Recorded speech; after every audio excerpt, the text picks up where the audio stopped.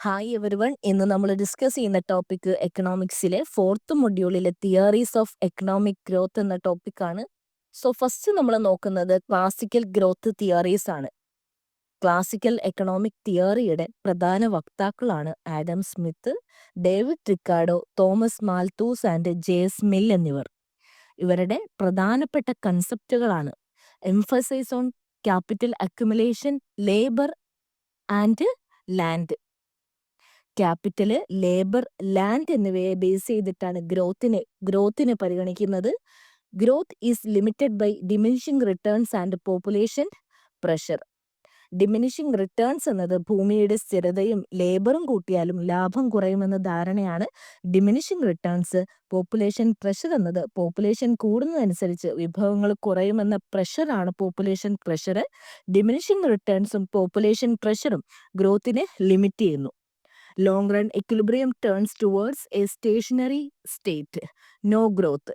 Long റണ്ണിൽ economy ഒരു statutory അല്ലെങ്കിൽ സ്റ്റേഷനറി സ്റ്റേറ്റിലേക്ക് നീങ്ങുന്നു. ഇവിടെ ലോങ് റണ്ണിൽ എക്കണോമി ഒരു സ്റ്റാറ്റ്യൂട്ടറി സ്റ്റേറ്റിലേക്ക് നീങ്ങുന്നു. ഇവ മൂന്നുമാണ് ക്ലാസിക്കൽ ഗ്രോത്ത് തിയറിയുടെ പ്രധാന കൺസെപ്റ്റുകൾ. സോ ഇനി നമ്മൾ നോക്കുന്നത് ഈ തിയറിയുടെ പ്രധാന വക്താക്കളാണ്. അതിൽ തന്നെ ആദ്യം ആഡം സ്മിത്തിനെയാണ് നമ്മൾ ഡിസ്കസ് ചെയ്യുന്നത്.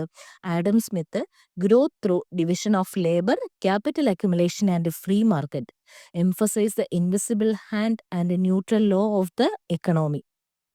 ആഡം സ്മിത്തിന്റെ പ്രധാനപ്പെട്ട കൃതിയാണ് the wealth of nation.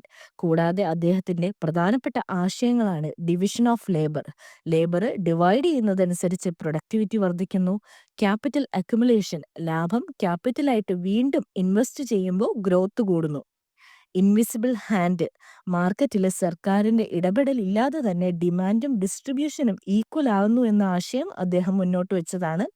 Laces fair, സ്വകാര്യ വ്യക്തികൾ കൂടുതൽ സ്വാതന്ത്ര്യവും കുറവ് നിയന്ത്രണവുമുള്ള സമ്പദ് വ്യവസ്ഥ ഗ്രോത്തിന് അനുകൂലമാണ്. സോ ആഡം സ്മിത്തിന്റെ മോഡലിൽ ഗ്രോത്തിന്റെ ബേസ് എന്ന് പറയുന്നത് division of labour, capital accumulation, invisible hand and laissez faire എന്നിവയാണ്. ഡേവിഡ് റിക്കാർഡോയുടെ പ്രധാനപ്പെട്ട കൃതികളാണ് principle of political economy and taxation. റിക്കാർഡോയുടെ പ്രധാനപ്പെട്ട കൺസെപ്റ്റുകളാണ് growth determined by land productivity and rent, predicted a decline in profit due to rising rent, law of diminishing returns, labour കൂടുന്നതനുസരിച്ച് ഉൽപാദനം വർദ്ധിച്ചാലും ഓരോ ലേബർ അല്ലെങ്കിൽ വർക്കറിന്റെയും വേജ് കുറയുന്നു. തിയറി ഓഫ് റെന്റ് എന്നത് ഏറ്റവും ഫലപ്രദമായിട്ടുള്ള ലാൻഡിന് കൂടിയ റെന്റും അതിനിടയിൽ ലാഭം കുറഞ്ഞു വരികയും ചെയ്യും. Long run profit turns to fall, rent ഉയരുന്നത് മൂലം ക്യാപിറ്റലിന്റെ ലാഭം കുറയുന്നു. ഡേവിഡ് റിക്കാർഡോ മോഡലില് ലാൻഡിന്റെ റെന്റ് ഗ്രോത്തിന് തടസ്സമായിട്ട് മാറുന്നു. കൂടുതൽ ലാൻഡ് യൂസ് ചെയ്യുന്നതനുസരിച്ച് റെന്റ് കൂടുന്നത് കൊണ്ട് തന്നെ ക്യാപിറ്റൽ കുറയുന്നു. സോ ഈ ഒരു ഘട്ടത്തിലേക്ക് വളർച്ച നിലയ്ക്കുന്നു. തോമസ് മാൽത്തൂസിന്റെ പ്രധാന കൃതിയാണ് an essay on the principle of population. മാൽത്തൂസിന്റെ പ്രധാന കൺസെപ്റ്റ് എന്നത് population grows faster than food supply, leads to substance wages and stagnation. Population grows geometrically while food production grows arithmetically. So ജനസംഖ്യയ്ക്ക് ആനുപാതികമായിട്ട് ഭക്ഷ്യവ്യവസ്ഥ വളരുന്നില്ല. ഇത് സബ്സ്റ്റൻസ് വേജ് നിലനിൽക്കാനും poverty trap ഉണ്ടാകാനും കാരണമാകുന്നു. മാൽത്തൂസ് പറയുന്നത് ജനസംഖ്യ അതിവേഗം വളരുമ്പോൾ വിഭവങ്ങൾ അതിവേഗം വളരുന്നില്ല. ഇത് ദാരിദ്ര്യത്തിനും രോഗങ്ങൾക്കും കാരണമാകുന്നു. ഉൽപാദനം കുറഞ്ഞ സമ്പദ് വ്യവസ്ഥയ്ക്ക് കാരണമായിട്ട് തീരും. ജെഎസ് മിൽസിന്റെ പ്രധാനപ്പെട്ട കൃതിയാണ് principle of political economy. Stationary state അല്ലെങ്കിൽ ജെഎസ് മിൽസ് പറയുന്നത് എക്കണോമിക് ഗ്രോത്ത് സ്ലോ ഡൗൺ ചെയ്താലും മോറൽ അല്ലെങ്കിൽ സോഷ്യൽ പ്രോഗ്രസ് സാധ്യമാണ്. ജെഎസ് മിൽസ് പ്രൊഡക്ഷനേക്കാൾ ഡിസ്ട്രിബ്യൂഷന് പ്രാധാന്യം നൽകി. So classical growth theory the assume competitive market, flexible wages, no government intervention. Profit മാത്രമാണ് ക്യാപിറ്റലിന്റെ ഇൻവെസ്റ്റ്മെന്റിന് പ്രോത്സാഹനം നൽകുന്നത്. ലാൻഡും കൃഷിയും വളർച്ചയുടെ പരിധികൾ നിശ്ചയിക്കുന്നുവെന്ന് ക്ലാസിക്കൽ എക്കണോമിസ്റ്റുകൾ പറഞ്ഞു. അടുത്ത നമ്മൾ ഡിസ്കസ് ചെയ്യുന്നത് നിയോ ക്ലാസിക്കൽ ഗ്രോത്ത് തിയറീസ് ആണ്. റോബർട്ട് സോളോ, ട്രിവർ സ്വാൻ തുടങ്ങിയവരാണ് നിയോ ക്ലാസിക്കൽ തിയറിയുടെ പ്രധാനപ്പെട്ട വക്താക്കൾ. 1956 സോളോ സ്വാൻ മോഡലാണ് neo classical macro economic growth തിയറിയുടെ ബേസിക് മോഡൽ. സോ ഇത് ലോങ് റൺ എക്കണോമിക് ഗ്രോത്തിനെ capital accumulation, labour force expansion, population growth, technological progress എന്നിവ വഴി വിശദീകരിക്കുന്നു. Emphasise technological progress as the key to long-term growth and include capital, labor and technology. Growth reaches a steady state where output grows at the rate of technological progress. Economic growth ഒരു study state ഇക്വിലിബ്രിയത്തിലേക്ക് പോകുന്നു. Long റണ്ണിൽ economic ഗ്രോത്തിൻ്റെ പ്രധാനപ്പെട്ട base എന്നത് exogenous technological progress ആണ്. Short റണ്ണിൽ capital അക്യുമുലേഷനും ലേബറും ഗ്രോത്തിനെ ഹെൽപ്പ് ചെയ്യുന്നു. സോളോസാൻ ഇക്വേഷനാണ് y equal to a into k raise to alpha into l raise to 1 minus alpha. y എന്നത് ഔട്ട്പുട്ടാണ്, national income or GDP.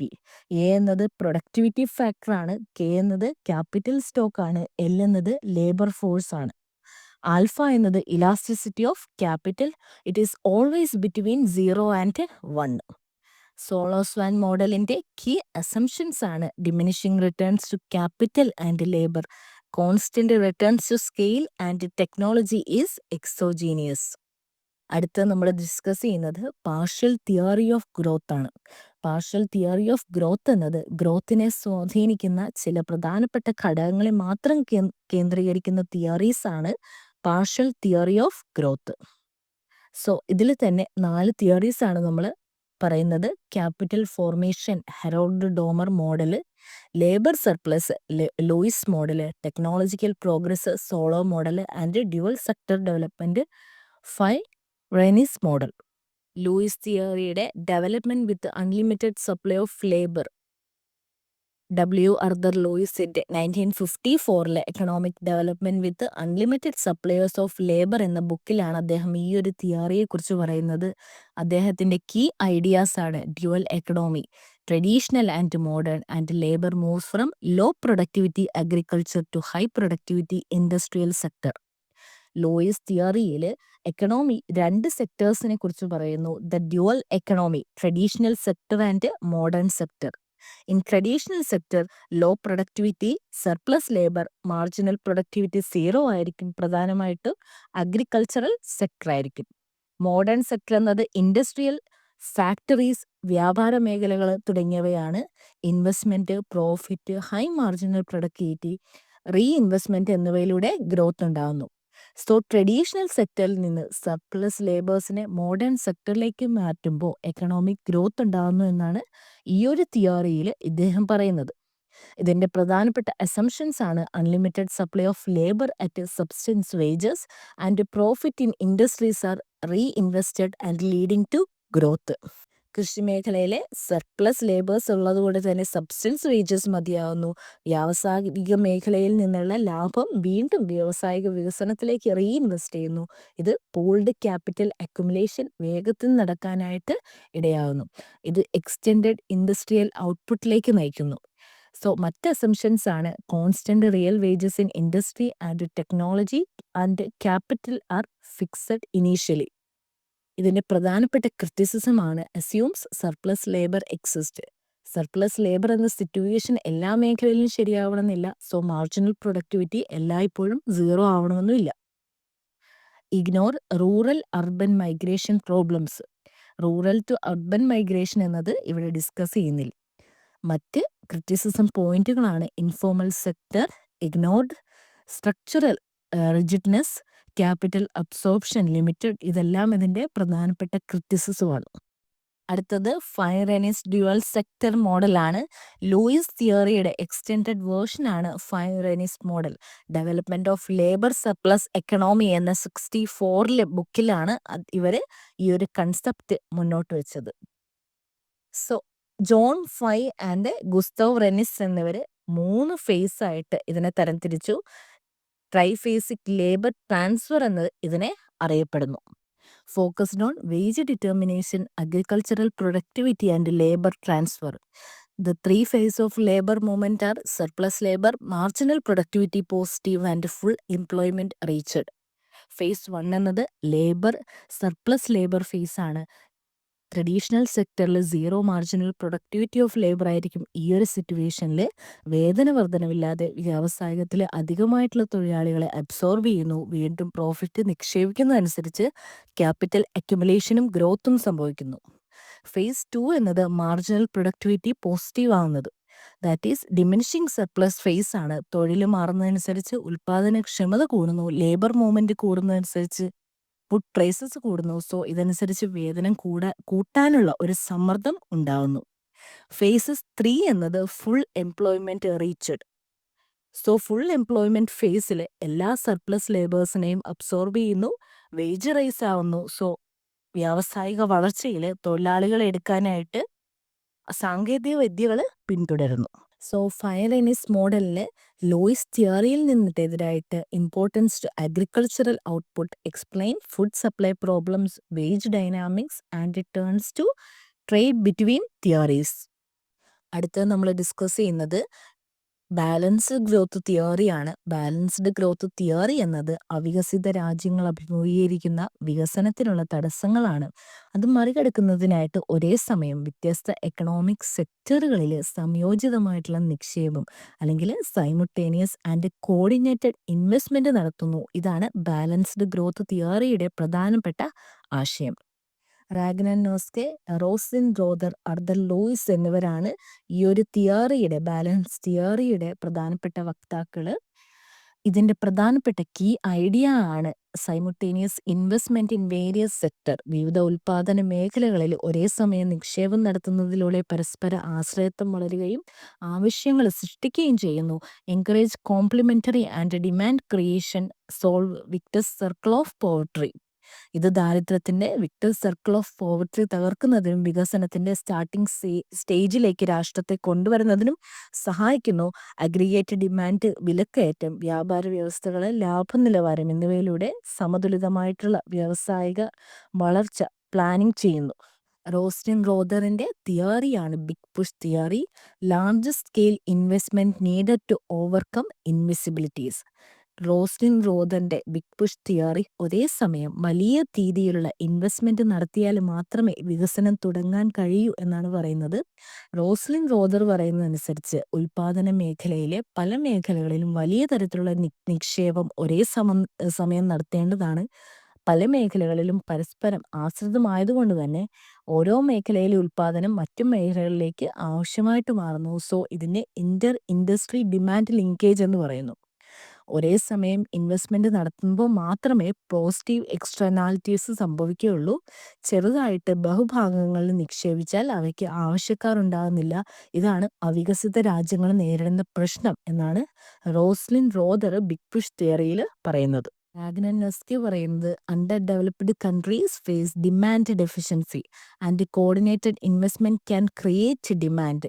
റാഗ്നനോസ്കിയുടെ demand deficiency എന്നത് ഉൽപ്പന്നങ്ങൾക്ക് ആവശ്യക്കാർ ഇല്ലാതിരിക്കുക എന്നതാണ് അവികസിത രാജ്യങ്ങളുടെ പ്രധാന പ്രശ്നം എന്നാണ് അദ്ദേഹം പറയുന്നത്.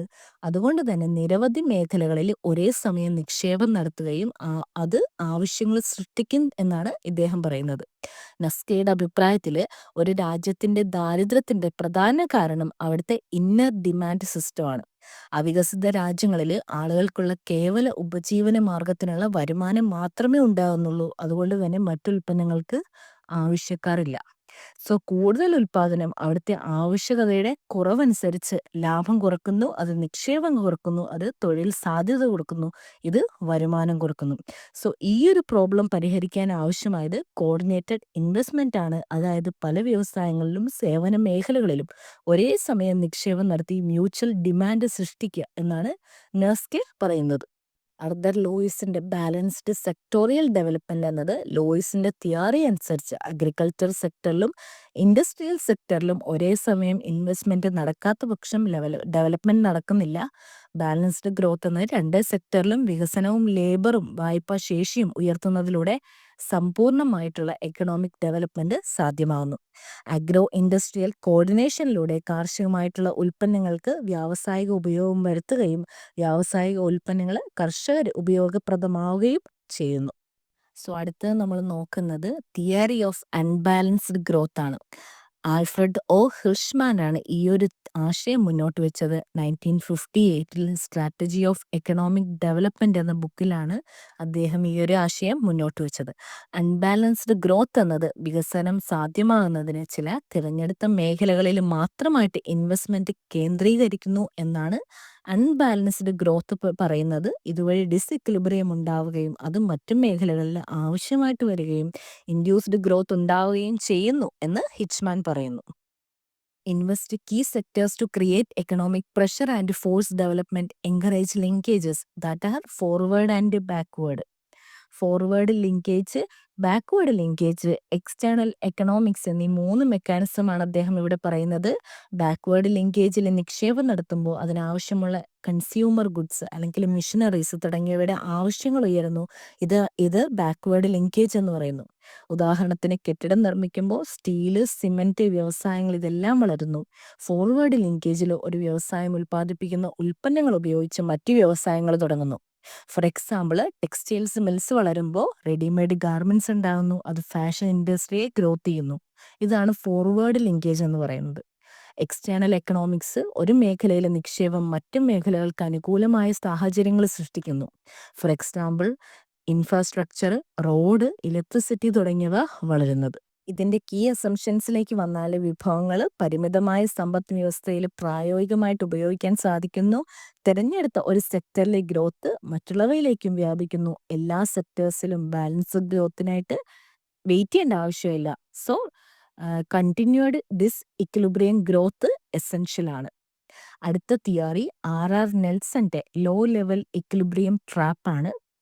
മാൽത്തൂസിയൻ ട്രാപ്പ് എന്നും ഈ ഒരു ലോ ലെവൽ അടുത്ത തിയറി നെൽസന്റെ ലോ ലെവൽ ഇക്വിലിബ്രിയം ട്രാപ്പ് ആണ്. മാൽത്തൂസിയൻ ട്രാപ്പ് എന്നും ഈ ഒരു ലോ ലെവൽ ഇക്വിലിബ്രിയം ട്രാപ്പ് അറിയപ്പെടുന്നു. Economy stuck in a trap where savings and investment are too low to generate growth. Per capita income remains stagnant. Need for external push to escape the trap. ഒരു രാജ്യം വികസനത്തിലേക്കുള്ള ശ്രമങ്ങൾ നടത്തുമ്പോഴും വലിയ തോതിൽ വളർച്ചയുണ്ടാകാതെ കുറഞ്ഞ വരുമാനം അല്ലെങ്കിൽ ഉയർന്ന ജനസംഖ്യ കാരണം രാജ്യം പോവർട്ടി ട്രാപ്പിലാകുന്ന സിറ്റുവേഷനാണിത്. ഈ ഒരു അവസ്ഥ സ്ഥിരമായ എക്വിലിബ്രിയത്തിലാവുന്നു. ജീവിത നിലവാരത്തിൽ മാറ്റമുണ്ടാകുന്നത് തടസ്സപ്പെടുത്തുന്നു. ഈ ഒരു അൺഡിസൈറബിൾ ആയിട്ടുള്ള എക്വിലിബ്രിയത്തിനെയാണ് ട്രാപ്പ് എന്നിവിടെ പറയുന്നത്. ക്രിട്ടിക്കൽ ഇൻകം ലെവൽ എന്നത് ഒരു മിനിമം ഇൻകം ലെവലിന് താഴെ പോപ്പുലേഷൻ ഇൻക്രീസ് ചെയ്യുന്നത് ഇൻകം ഗ്രോ ചെയ്യുന്നത് ഒഴിവാക്കുന്നു. ഇതിൻ്റെ പ്രധാനപ്പെട്ട മെക്കാനിസം എന്നത് കുറഞ്ഞ വരുമാനം അല്ലെങ്കിൽ വർദ്ധിച്ച പോപ്പുലേഷൻ വരുമാന തകർച്ചയ്ക്ക് കാരണമാകുന്നു. ഇത് ഗ്രോത്ത് കുറയ്ക്കുന്നു. ഈ ഒരു ഗ്രോത്തിന് അനുകൂലമായിട്ടുള്ള സാഹചര്യത്തിലേക്ക് നീങ്ങാൻ കഴിയാത്ത അവസ്ഥയുണ്ടാകുന്നു. സോ ഈ ഒരു ട്രാപ്പിൽ നിന്ന് രക്ഷപ്പെടാനായിട്ട് increase the rate of income growth, that is investment കൂട്ടി അല്ലെങ്കിൽ പ്രൊഡക്ടിവിറ്റി കൂട്ടി അല്ലെങ്കിൽ ടെക്നോളജിക്കൽ ഇംപ്രൂവ്മെൻറ്റ് കൂട്ടി. So it will help to increase labour productivity. ഈ ഒരു ട്രാപ്പിൽ നിന്ന് രക്ഷപ്പെടാനായിട്ട് increase the rate of income growth, control population growth, simultaneous strategies. So increase the rate of income growth എന്നത് ഇൻവെസ്റ്റ്മെൻറ്റ് കൂട്ടുക അല്ലെങ്കിൽ പ്രൊഡക്ടിവിറ്റി കൂട്ടുക അല്ലെങ്കിൽ ടെക്നോളജിക്കൽ ഇംപ്രൂവ്മെൻറ്റ് കൂട്ടുക. So it will help to increase labour productivity. Control population growth and simultaneous strategies. Income boost ചെയ്യാനും population growth control ചെയ്യാനും combined approach സ്വീകരിക്കുക. അടുത്ത തിയറി എന്നത് ക്രിട്ടിക്കൽ മിനിമം എഫേർട്ടാണ്. ഹാർവി ലെയ്ബൻസ്റ്റൈൻ്റെ ക്രിട്ടിക്കൽ മിനിമം എഫേർട്ട് പറയുന്നത് a minimum level of investment is necessary to break out of poverty. Underdevelopment എക്കണോമിയിൽ economic growth initiate ചെയ്യാനോ സെൽഫ് സസ്റ്റെയിൻ ചെയ്യാനോ ഒരു minimum threshold level of investment ആവശ്യമാണ്. അതുകൊണ്ട് തന്നെ ഇൻവെസ്റ്റ്മെൻറ്റ് എന്നത് ഒരു പരിധിക്ക് താഴെയാണെങ്കിൽ ഡെവലപ്മെൻറ്റിൻ്റെ തടസ്സങ്ങളെ മറികടക്കാനായിട്ട് സാധിക്കില്ല. അത് ഇൻഎഫക്റ്റീവ് ആവും. So investment must exceed population pressure. Below this threshold effort was wasted. ഈ ഒരു തിയറിയുടെ പ്രധാനപ്പെട്ട മെക്കാനിസംസ് ആണ് dual force in growth, threshold level, income population feedback. Dual force in growth എന്നത് 2 തരത്തിലുണ്ട്, positive force and negative force. In positive force simultaneous increase dual force in growth എന്നത് രണ്ട് തരത്തിലുണ്ട്, positive force and negative force. Positive force simultaneous investment increase income and output. Negative force or socks എന്നത് it higher population growth or social inertia reduce or cancel income gain. Second point എന്നത് threshold ലെവലാണ്. Investment critical മിനിമത്തിനേക്കാൾ exceed ചെയ്താൽ positive force ആണ്. Investment എന്നത് critical മിനിമത്തിനേക്കാൾ കുറവാണെങ്കിൽ negative force ആണ്. Economy will stuck in low income equilibrium. Income population feedback എന്നത് low income കൺട്രീസിൽ income gain ചെയ്യുന്നത് population increase ചെയ്യുന്നതിന് കാരണമാകുന്നു തുടക്കത്തിൽ, പിന്നീട് ഇൻകം ന്യൂട്രലൈസ്ഡ് ആവുന്നു. സോ ഇത് മറികടക്കാനായിട്ട് ഇൻവെസ്റ്റ്മെന്റ് ഹൈ ആക്കുന്നു. ക്രിട്ടിക്കൽ എഫക്റ്റ് എന്നത് റിക്വയർഡ് ആകുന്നതിനുള്ള കാരണങ്ങളാണ് indivisibilities in production, need of external economics, overcoming social inertia, entrepreneurship culture എന്നിവ. അടുത്ത നമ്മൾ നോക്കുന്നത് ഹെറോൾഡ് ഡോമർ മോഡലാണ്, capital formation. Harrod Domar model അനുസരിച്ച് രാജ്യത്തിൻ്റെ എക്കണോമിക് ഗ്രോത്തിൻ്റെ നിരക്ക് പ്രധാനമായിട്ടും രണ്ട് ഫാക്ടേഴ്സിനെ അഫക്റ്റ് ചെയ്യുന്നു. ക്യാപിറ്റൽ റേഷ്യോ, ഔട്ട്പുട്ട് റേഷ്യോവും സേവിങ്സ് റേറ്റും. സേവിങ്സ് റേറ്റ് എന്നത് ജനങ്ങളും ഗവൺമെൻറ്റും സമ്പാദിക്കുന്ന തുകയുടെ പെർസെൻറ്റേജ് ആണ്. ക്യാപിറ്റൽ ഔട്ട്പുട്ട് റേഷ്യോ എന്നത് ഓരോ ഔട്ട്പുട്ട് യൂണിറ്റ് ഉൽപ്പാദിപ്പിക്കാനും എത്ര യൂണിറ്റ് ക്യാപിറ്റൽ വേണ്ടി വരുന്നു എന്നതാണ്. Therefore, growth rate equal to savings rate by capital output ratio, that is S by V. ഈ ഒരു ക്ലാസ്സിലെ ലാസ്റ്റ് പോയിന്റ് ആണ് Solow growth model. It introduced technological progress. Steady state growth is determined by technological progress and not savings or population alone. Solow മോഡലിലെ technological progress എന്നത് Robert സോളോയുടെ exogenous growth മോഡലിൻ്റെ ഒരു പാർട്ടാണ്. സോളോ മോഡൽ നമ്മൾ പറഞ്ഞതുപോലെ തന്നെ ലോങ് റൺ ഗ്രോത്ത് മോഡലാണ്. ഇത് എക്കണോമിക് ഗ്രോത്തിൻ്റെ capital accumulation, labour growth, technological progress എന്നിവയുടെ സഹായത്തോടെ വിശദീകരിക്കുന്നു. ഈ ഒരു തിയറിയിൽ സോളോ പറയുന്നത് ഗ്രോത്തിൻ്റെ സ്റ്റഡി സ്റ്റേറ്റ് എന്നത് ക്യാപിറ്റൽ ഇൻവെസ്റ്റ്മെൻറ്റിലൂടെ മാത്രം സാധ്യമല്ല, അതിന് ടെക്നോളജിക്കൽ പ്രോഗ്രസ് കൂടെ ആവശ്യമാണ്. സോ ഈ ഒരു ക്ലാസ്സിൽ നമ്മൾ ഡിസ്കസ് ചെയ്തത് തിയറീസ് ഓഫ് എക്കണോമിക് ഗ്രോത്ത് ആണ്. അൺബാലൻസ്ഡ്, ബാലൻസ്ഡ്, പാർഷ്യൽ, ക്ലാസിക്കൽ തുടങ്ങി different type of economic growth theories നമ്മൾ ഈ ഒരു ക്ലാസ്സിൽ ഡിസ്കസ് ചെയ്തു. സോ ഈ ഒരു ക്ലാസ് നിങ്ങൾക്ക് ഹെൽപ്ഫുള്ളായെന്ന് വിചാരിക്കുന്നു. ഈ ഒരു ക്ലാസ് നിങ്ങൾക്ക് ഇഷ്ടപ്പെട്ടെങ്കിൽ ചാനൽ സബ്സ്ക്രൈബ് ചെയ്തും വീഡിയോ ലൈക്ക് ചെയ്തും സപ്പോർട്ട് ചെയ്യുക. ഇതിൻ്റെ MCQ ക്വസ്റ്റ്യൻ വീഡിയോ ഞാൻ അപ്ലോഡ് ചെയ്യുന്നതായിരിക്കും. സോ നിങ്ങളുടെ ഫ്രണ്ട്സ് ആരെങ്കിലും ഈ ഒരു എക്സാമിന് വേണ്ടി പ്രിപ്പയർ ചെയ്യുന്നുണ്ടെങ്കിൽ അവർക്ക് കൂടെ വീഡിയോ ഷെയർ ചെയ്ത് കൊടുക്കുക. Thank you for watching.